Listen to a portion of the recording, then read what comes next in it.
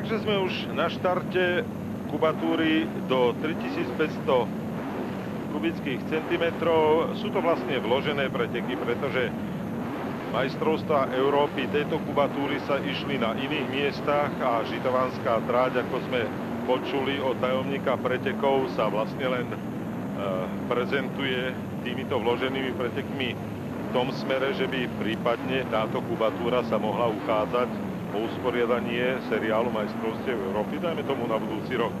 Tu vidíme štartové číslo 2 Jozefa Sýkoru, slovenského reprezentanta, ktorý jazdí na Tatre.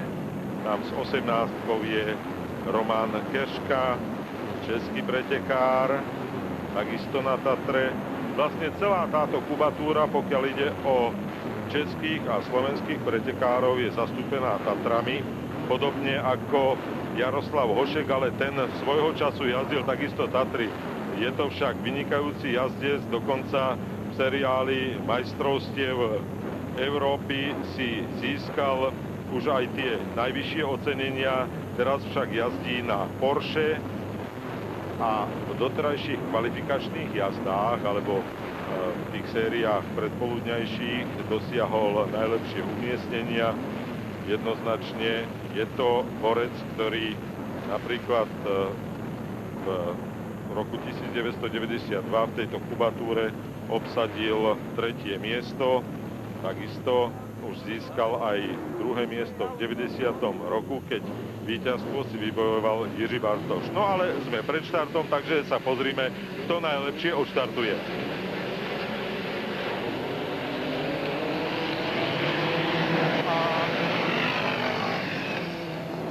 Dvojkou je to Jozef Sýkora, slovenský reprezentant. Zaujímavé.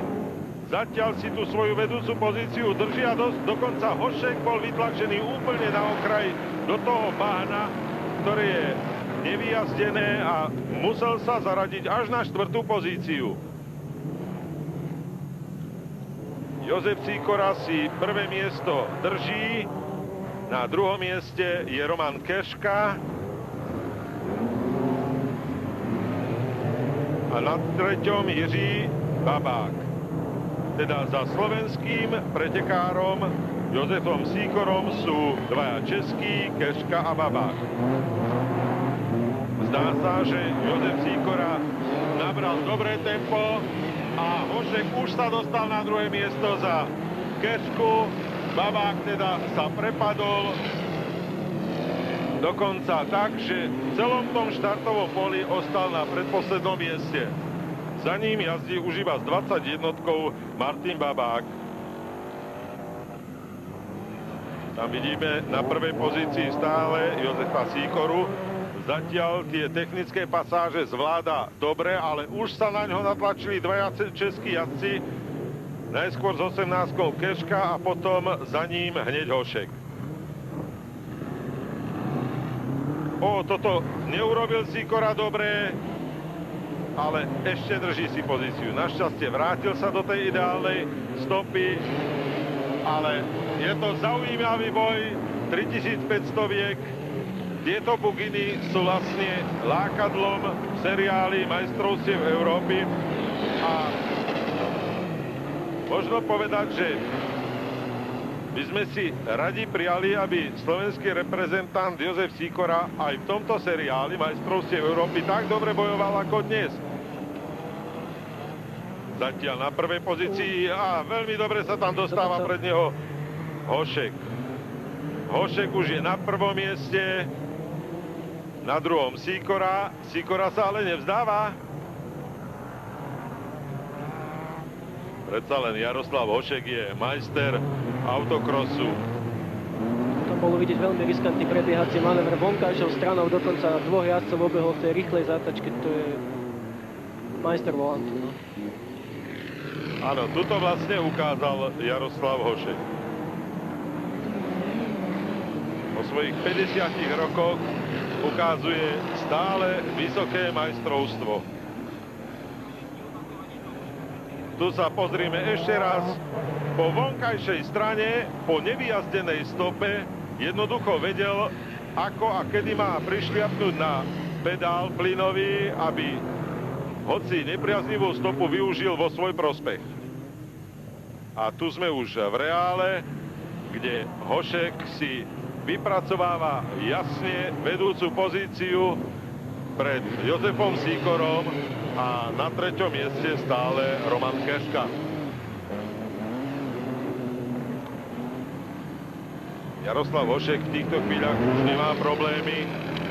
Skutočne nechal sa prekvapiť na štarte našim Sýkorom, ale vo chvíli, keď sa dostane na prvú pozíciu, svojim súperom vie veľmi ľahko vďaka výkonnosti Porsche unikať.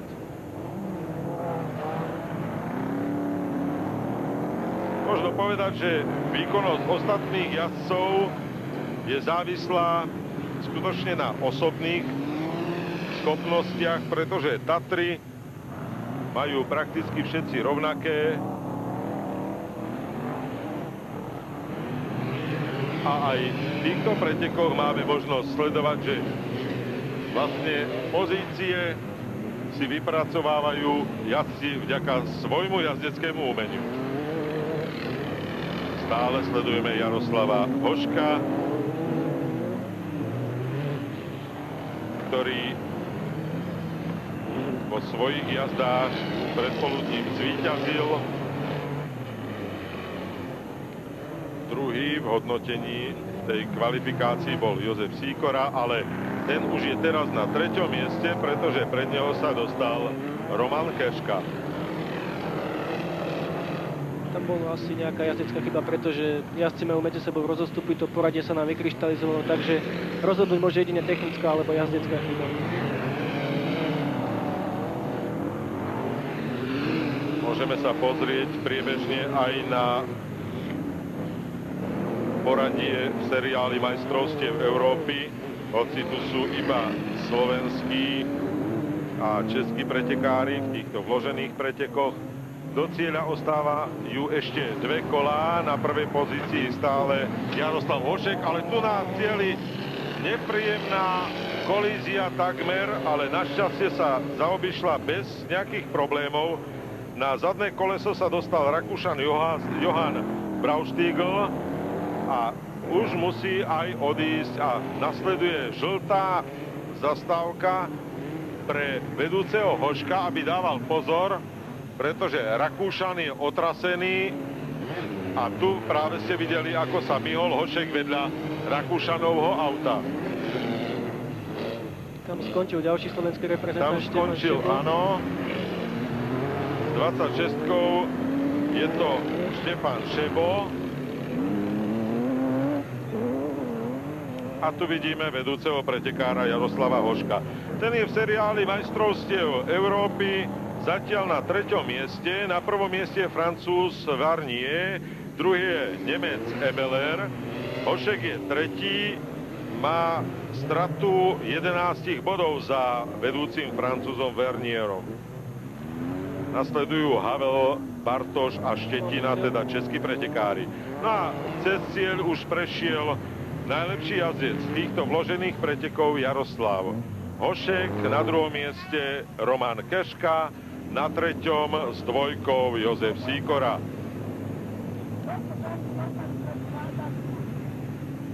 Možno povedať, že tu sme videli vrcholné majstrovské umenie, najmä v podaní Jaroslava Hoška, ale aj slovenského pretekára Jozefa Sýkoru, ktorý dobre odštartoval, ale pravda, na Hoškovo a Keškovo umenie tento raz nedozrel. Pri pohľade na slovenského pretekára Štefana Šebu si môžeme zopakovať ešte štart.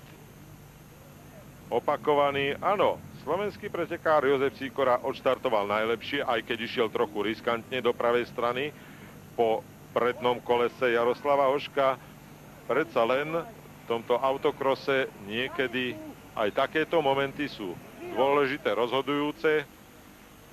Tu bol zlomový moment hlavne, že sa Hošek dostal na tú nevyjazdenú časť. A napriek tomu, že Hošek takto bol vytlačený, sa postupne spamätal z tejto chyby alebo z toho nátlaku súperov a prebojoval sa na prvé miesto. A tu je poradie v vložených pretekoch kubatúry do 3500 kubických centimetrov. Víťazom týchto pretekov tu v Žitavanoch sa stal Jaroslav Hošek, druhý Roman Keška a tretí slovenský reprezentant Jozef Sýkora.